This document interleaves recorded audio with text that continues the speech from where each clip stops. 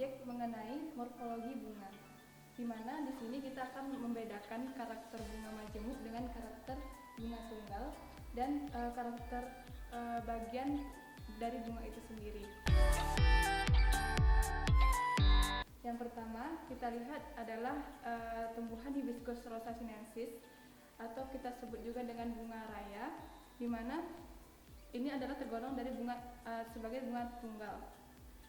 Baiklah, kita akan masuk ke bagian-bagian bunga tunggal, di mana pertama kita lihat dari bawah dapat dilihat pedicellus atau tangkai bunga, kemudian ke atasnya lagi pada Hibiscus rosa sinensis terdapat epicalyx atau modifikasi dari calyx, kelopak bunga.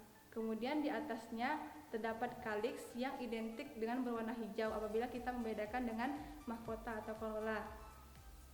Kemudian yang berwarna biasanya itu disebut mahkota bunga atau corolla, dan apabila kita sebut per lembar mahkota bunga itu disebut dengan petal. Selanjutnya untuk organ reproduksi kita lihat ada stamen atau benang sari untuk alat organ reproduksi jantan, kemudian pistilum atau putik itu untuk organ reproduksi betina. Jadi di bagian stamen itu terdapat filamen, tangkai benang sari, kemudian juga antera atau kotak sari di atas filamen. Kemudian juga di pistilum atau putik itu terdapat stigma atau kepala putik. Pada bahan berikutnya kita akan melihat tumbuhan Melastoma malabatricum atau disebut juga dengan sika duduk. Di sini kita melihat bahwa melastoma tergolong bunga tunggal, di mana yang uniknya pada melastoma terdapat stamen fertil dan stamen steril, jadi dibagi dua. Jadi stamen yang fertil akan membuahi, sedangkan stamen yang steril itu tidak dapat membuahi si putik atau organ reproduktif betinanya. Jika kita lihat lebih dekat pada bunga melastoma ini, kita lihat bahwa stamen steril itu lebih tinggi daripada stamen fertil yang warna kuning. Jadi warna stamen steril itu warna ungu yang lebih tinggi, yang di atas ini lihat. Kemudian yang stamen fertilnya itu berwarna kuning yang lebih pendek daripada yang steril. Baiklah, kita masuk ke bahan selanjutnya, yaitu Ixora javanica atau kita sebut juga dengan nama daerahnya bunga asoka. Di sini kita lihat bahwa bunga asoka termasuk dengan bunga majemuk. Bunga majemuk. Jadi bunga majemuk itu ditandai dengan sama dengan daun majemuk, di mana satu ibu tangkai bunga terdiri dari banyak anak bunga. Misalnya di sini kan dapat kita lihat perbedaan antara batang dengan tangkai bunganya. Di sini kalau batang warna hijau, kemudian tangkai bunga nanti berubah warnanya menjadi warna merah. Jadi itu yang membedakan bunga majemuk dengan bunga tunggal.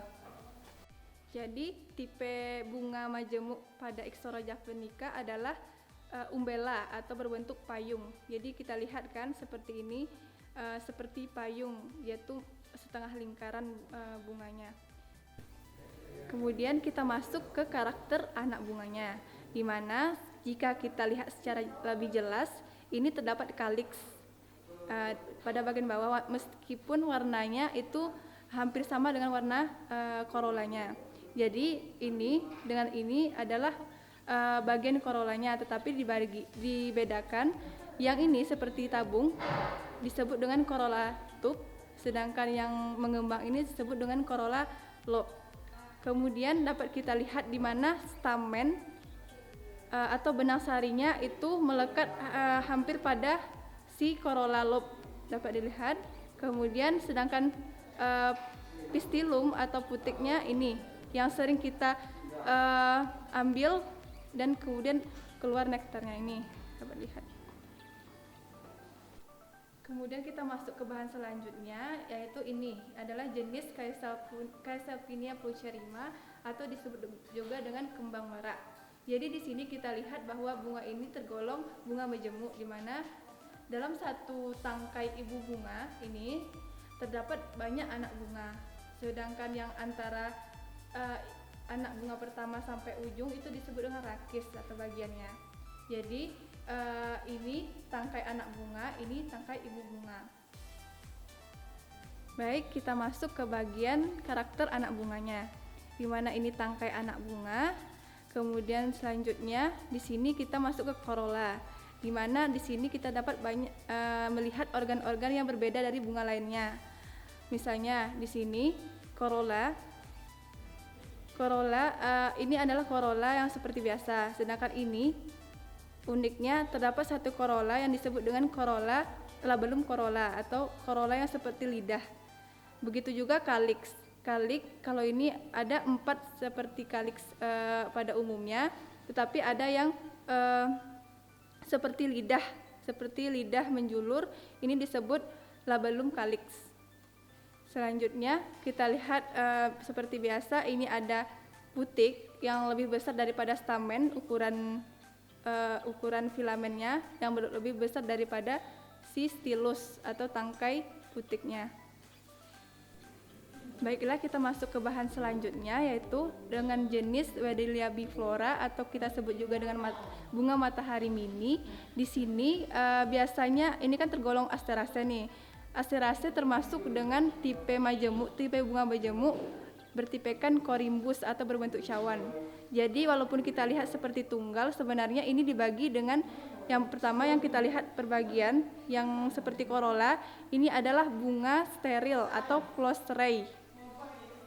Sedangkan yang bagian di dalam, yang bunga fertil disebut dengan flossdisci atau bunga tabung. Itulah yang bunga-bunga yang akan menghasilkan biji. Sedangkan ini hanya sebagai perhiasan dari bunga majemuk itu sendiri.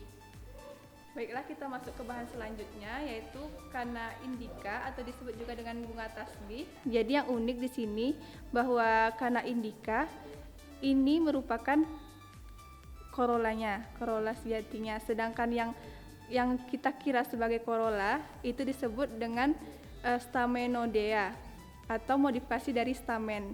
Jadi di sini terdapat 4 stamen yang steril, kemudian dapat dilihat bedanya. Di sini kan ada menggantung antera. Nah, ini stamen yang fertil.